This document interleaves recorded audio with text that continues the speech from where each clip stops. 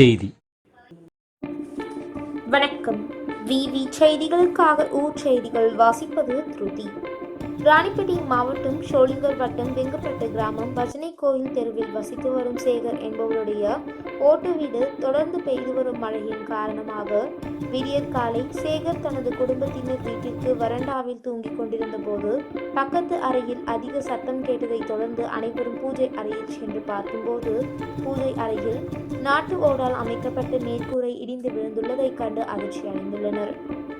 அறையில் இருந்த பொருட்கள் மற்றும் டிவி சேதமானது. அதிர்ஷ்டவசமாக குடும்ப உறுப்பினர்கள் உயிர் தப்பினார்கள். மேலும் இது குறித்து வருவாய்த்துறைக்கும் ஊராட்சி நிர்வாகத்திற்கும் தகவல் தெரிவிக்கப்பட்டது. கிராம நிர்வாக அலுவலர் சேதம் அடைந்த வீட்டின் பகுதிகளை பார்வையிட்டார்.